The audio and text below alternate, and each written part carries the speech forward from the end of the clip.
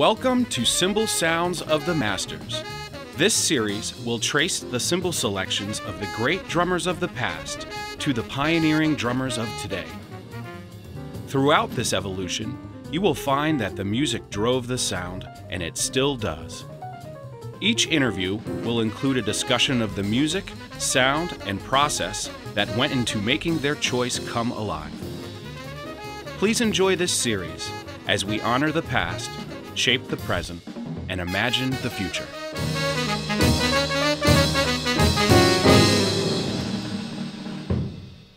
Welcome back, Zildjian friends, to another edition of Cymbal Sounds of the Masters. Today we have a very special treat, a man that needs no introduction, the great Steve Gadd. How you doing, Steve? Good, how are you? Appreciate it, man. Thanks for joining us. We want to know about your cymbals and what goes into selecting some of these cymbals. So tonight's gig is with 𝐒𝐘𝐿. Right. And what do you got?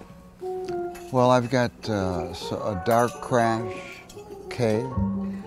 This is 18 inch? 18 inch. This okay. is a 20 inch orchestra ride. Okay. And another 18 inch dark crash. And these are like some mix and match. I got an A custom on top and like one of these, this was an old rivet cymbal I had. Oh, okay, I see the rivets in it. Yeah. And I had a set of Ks that I used for years, and finally the heavier one just, you know, got the hole in the middle got too big to be able to center it. So I've been just putting different things together, and they, you know, I try to get cymbals that I can use for all occasions.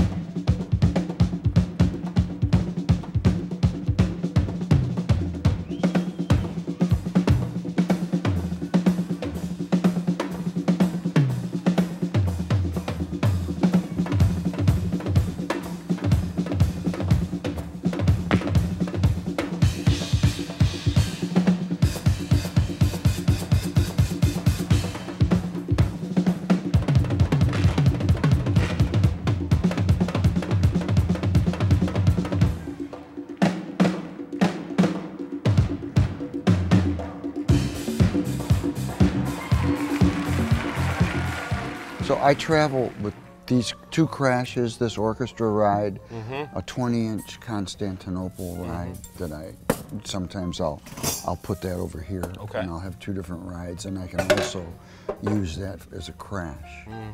So, and then I just try to make whatever I've got work in different situations by either how loud I'm playing them and how I tune the drums and things like that.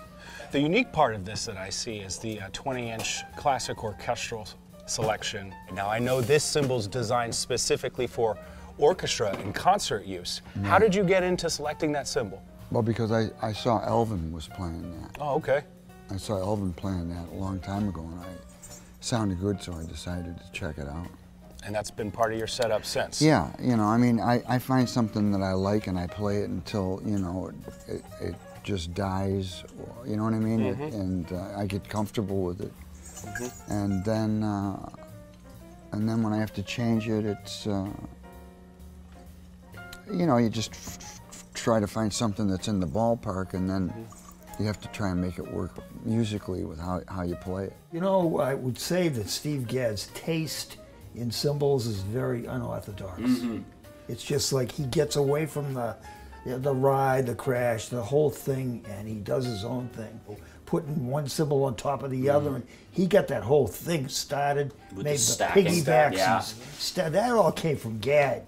He was playing Istanbul K hi-hats for years and years, and the top hi-hat cymbal cracked.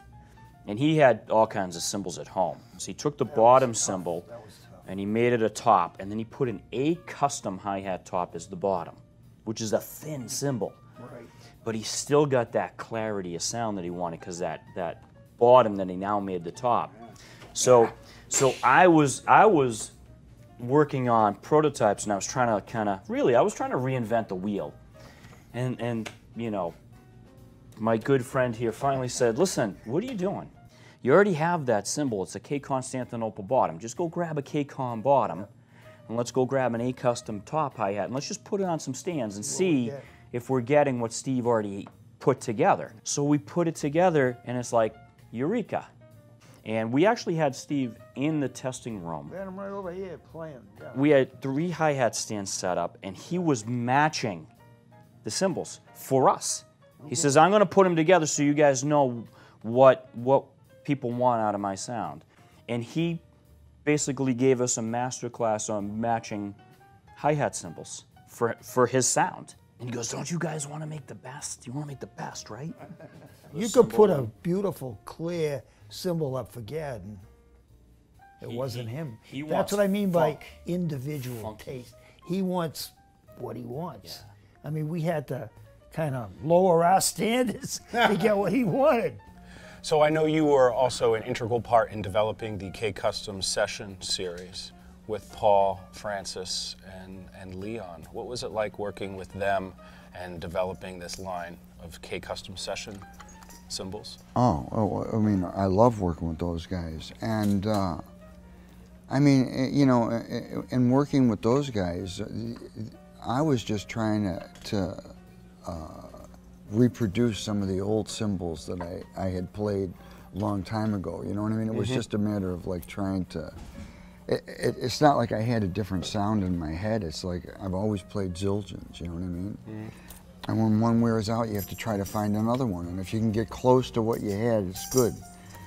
But if you can't, sometimes a whole other thing opens up some other doors musically, you know what I mean?